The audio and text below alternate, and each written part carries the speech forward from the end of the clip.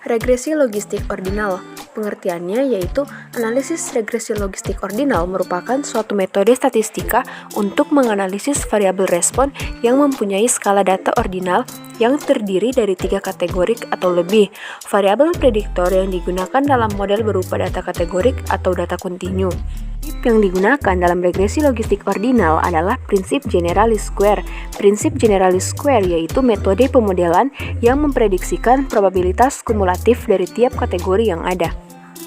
Tujuan dari analisis regresi logistik ordinal yaitu mencari persamaan yang menyatakan probabilitas Pj untuk masing-masing kategori J sama dengan 1, 2, 3 sampai K dengan sifat P1 tambah P2 tambah P sampai dengan Pk sama dengan 1 dan K merupakan banyaknya kategori pada variabel respon.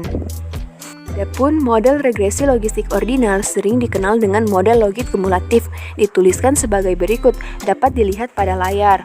Kemudian, variabel independen X1, X2 sampai dengan XP yang dinyatakan sebagai berikut, dapat juga dilihat pada layar, sehingga fungsi logit regresi logistik ordinal sebagai berikut dan dapat juga dilihat pada layar. Selanjutnya yaitu pengujian analisis regresi logistik ordinal.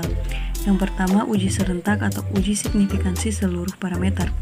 Statistik uji G kuadrat atau likelihood ratio test untuk pengujian seluruh variabel bebas atau independen variabel yang digunakan secara bersama-sama simultan terhadap variabel terikat atau dependent variabel.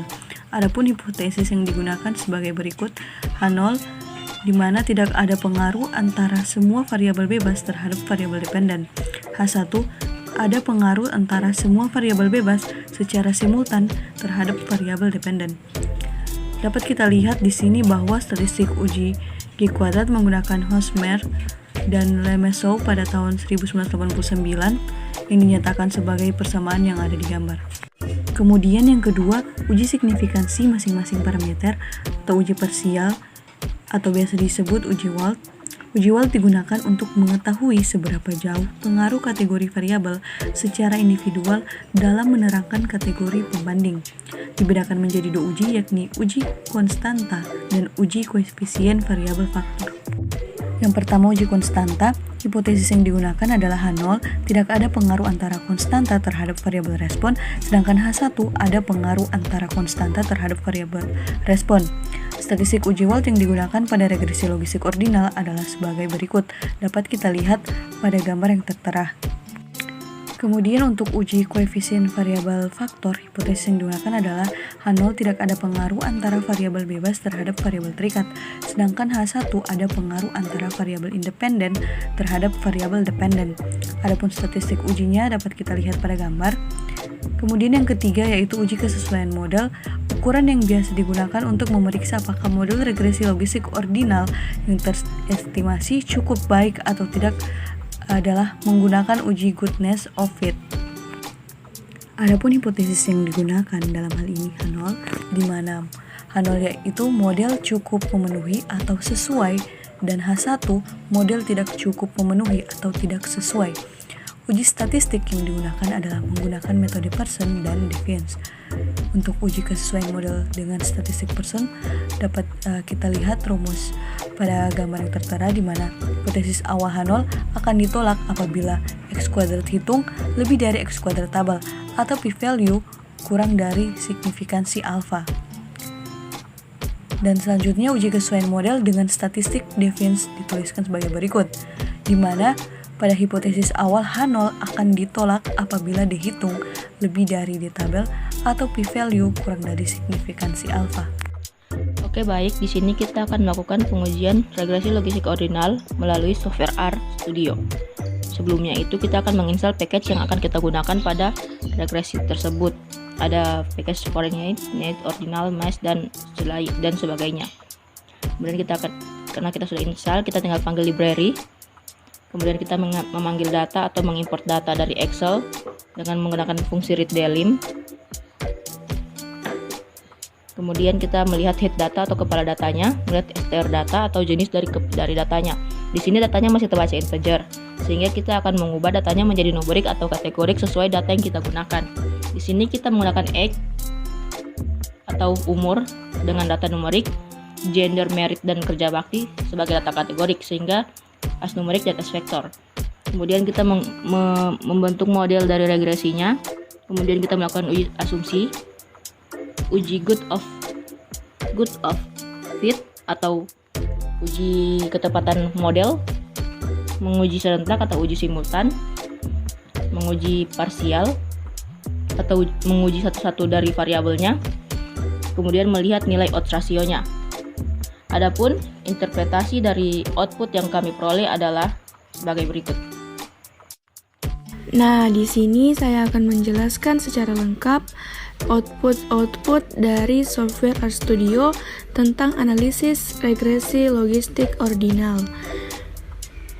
Sebelum memasuki pemodelan regresi logistik ordinal, kita harus melakukan uji asumsi, yang dimana uji asumsi itu yang namanya uji asumsi multikolinearitas, yang dimana pada regresi logistik ordinal hanya melakukan uji asumsi yang namanya multikolinearitas. Model regresi yang baik yaitu model yang tidak terjadi adanya pelanggaran multikolinearitas. Nah, asumsi yang diharapkan itu adalah terjadinya asumsi non-multikolinearitas terpenuhi. Nah, dari output di atas diperoleh hasil bahwa semua nilai F-nya itu kurang dari 10, sehingga asumsi non-multikolinearitas telah terpenuhi, atau tidak adanya terjadi pelanggaran multikolinearitas. Artinya, tidak ada korelasi yang kuat antar variabel independen. Setelah diperoleh bahwa tidak terjadi adanya pelanggaran multikolinearitas pada data ini, maka langkah selanjutnya adalah menguji kesesuaian model pada data penelitian ini. Pada uji kesesuaian model ini dilihat yaitu pada p-value, pada Lipschitz Goodness of Fit Test, yang dimana memperoleh p-value sama dengan 0,1583.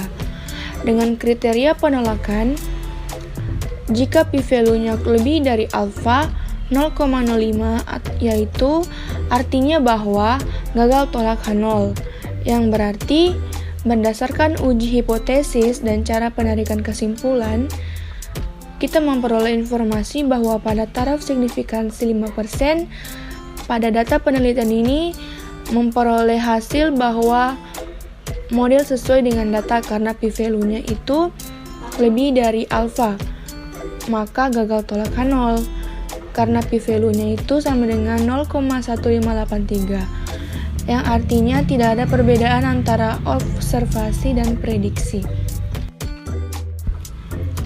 Karena diperolehnya model telah sesuai dengan data, maka akan dilanjutkan dengan uji serentak. Nah, pada output di sini, uji serentak itu dapat dilihat pada nilai G2. G2-nya itu sebesar 30,11 dan akan dibandingkan dengan nilai chi-square tabel. Nilai chi-square tabelnya dengan signifikansi 0,05 dan derajat bebasnya sama dengan 3. Jadi nilai chi-square tabelnya sama dengan 7,81. Dapat disimpulkan bahwa karena nilai G2-nya lebih dari nilai chi-square tabel, maka H0 ditolak, yang artinya bahwa minimal ada satu variabel independen yang berpengaruh secara signifikan terhadap variabel dependen, yaitu yang dimana variabel dependen ini adalah kerja bakti. Setelah dilakukan uji simultan dengan memperoleh kesimpulan minimal ada satu variabel independen yang berpengaruh secara signifikan terhadap variabel dependen, maka tahap selanjutnya kita melakukan uji parsial, yaitu dengan menggunakan uji Wald. Uji parsial ini kita untuk mengetahui variabel apa yang berpengaruh secara signifikan terhadap variabel dependen. Nah, dari output uji parsial tersebut, kita melihat dari nilai p-value masing-masing variabel. Jika terjadi pengaruh secara signifikan terhadap variabel dependen, yaitu dengan kriteria nilai p-value-nya kurang dari alfa. Nah, dari ketiga variabel ini yang memiliki nilai p-value kurang dari alfa, yaitu pada variabel umur dan variabel status perkawinan. Nah, dapat disimpulkan bahwa pada variabel umur dan variabel status perkawinan berpengaruh secara signifikan terhadap tingkat partisipasi masyarakat dalam mengikuti kerja bakti. Nah, dari output di uji parsial tersebut juga kita dapat menuliskan model logit yang terbentuk pada regresi logistik ordinal, yaitu melihat dari nilai value tersebut. Nah, dalam penyusunan model logit yang terbentuk ini kita hanya fokus ke variabel yang berpengaruh. Selanjutnya, untuk menginterpretasikan model, maka dapat dilakukan dengan menghitung nilai odds ratio yang terlebih dahulu. Dari output tersebut diperoleh informasi bahwa untuk variabel umur didapatkan nilai odds ratio sebesar 0,96. Artinya, jika umur responden bertambah 1 tahun, maka kecenderungan ia untuk semakin terlihat kerja bakti sebesar 0,96 kali dibandingkan umur sebelumnya. Hal ini menunjukkan semakin tua umur seseorang, maka kecenderungan untuk terlibat akan semakin menurun. Terus yang kedua, untuk variabel jenis kelamin, didapatkan nilai odds ratio sebesar 1,33. Artinya, responden perempuan memiliki kecenderungan 1,33 kali lebih besar untuk semakin terlibat dalam kerja bakti dibandingkan responden pria. Yang ketiga, untuk variabel status perkawinan, didapatkan nilai odds ratio sebesar 0,35. Artinya, responden yang sudah menikah memiliki kecenderungan 0,35 kali untuk semakin terlibat dalam kerja bakti dibandingkan responden yang belum menikah. Baiklah, sekian penjelasan interpretasi dari analisis regresi logistik ordinal pada video kali ini. Semoga bermanfaat untuk kita semua dan semoga dapat dipahami bagi teman-teman yang telah menonton. Sekian dari video ini, kami ucapkan terima kasih yang telah menonton. Wassalamualaikum warahmatullahi wabarakatuh.